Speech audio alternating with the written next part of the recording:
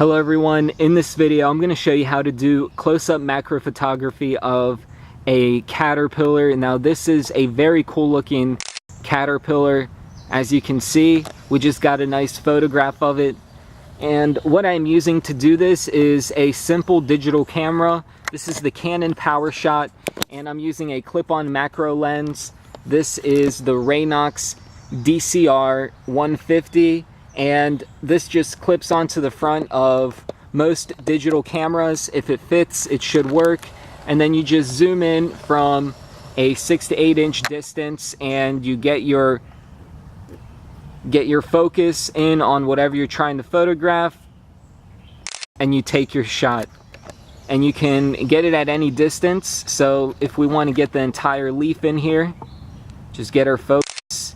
You can even do it in autofocus, but if you do autofocus, you're going to need to move your camera back and forth until you get the right sharpness or the right focus that you're looking for. So after you get a few shots from one angle, you can switch angles, and I recommend getting a heads-on approach such as this one. So this is autofocus right now. And let's get a nice close-up on the face. I'm interested to see what this caterpillar looks up close up.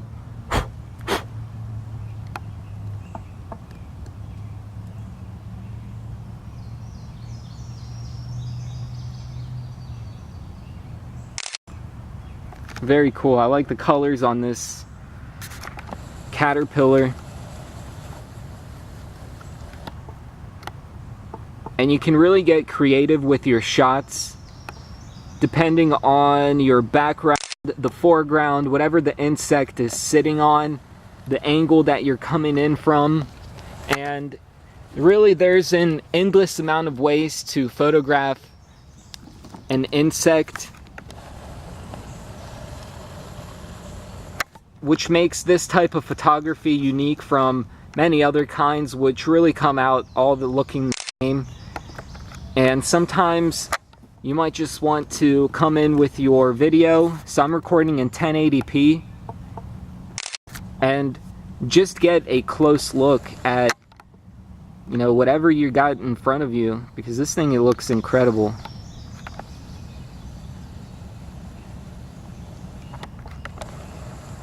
And just take a moment to enjoy the uniqueness of whatever we're looking at. Because I've never seen an insect like this before. And if I wouldn't do macro photography, then, you know, this wouldn't be something that I would know even exists. And now not only do I know it exists, but I have video and photo of it.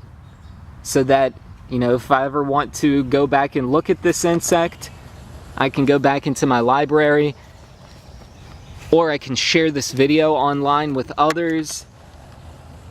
And there's really so much that you can do with just a simple macro photography setup using a digital camera. And that's why photography is such a popular hobby. And if you do not get an expensive digital SLR, that doesn't mean that you're not a real photographer.